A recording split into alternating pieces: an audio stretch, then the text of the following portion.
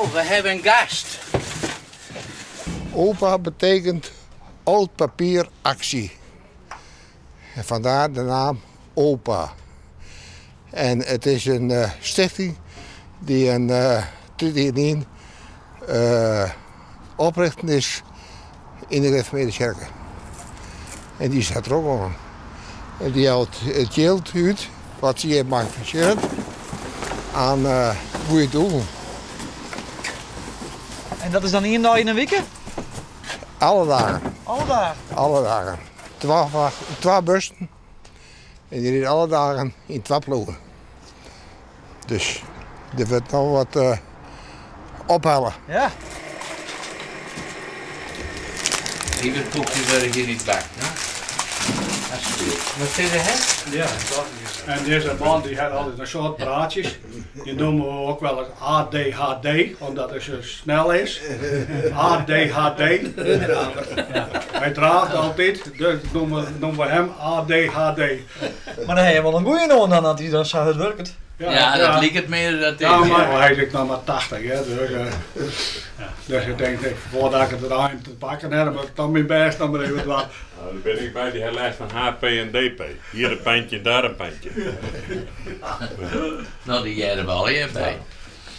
Hou achter de ruim zit niet aan dit door. Dat mag niet. Nee. Nee, maar weet je wat je skillig te wachten is? Je bent een aankomende generatie. Ja, Je weet er nou hoe het maakt. Je hebt een mooi voorbeeld. Ja, een mooi voorbeeld. Ik hoop dat je hem werk hoor, jongen. Daar ben ik daar zetten wij volle meer over in. Ja? Ja, hoor, is net in te zitten. Nee, maar ik bedoel, het wordt alle jaar wat minder. Hè? Ja. Ja.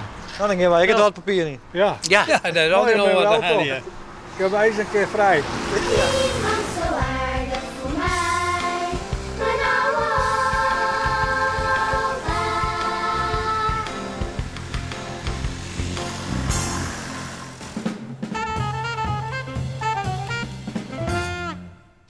Goeie.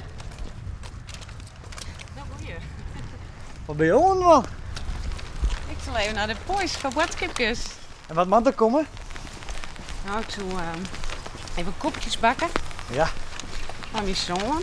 Aha. Dus er moet bloem komen, hè? Koekjes bakken. Kopjes bakken. Ja. En waarom? Nou ja, het is ook zwaar, hè? Ja. Ja. Stel mij wat. Ja. Dus wat maar dan mij wat uitvinden. Kopjes bakken. Maar steen bij mij onder de paraplu? Ja. Dan kom er even. Ja. Alle iedereen onder de paraplu? Ja. Nou, check in voor je. Paraplu is het een kruid. Dus je moet het wat doen om de boel thuis wat bezig te houden? Soms wel, hè? Ja. Ja, meestal redt hij hem zelf op. Meestal wel, hij jaagt, ja.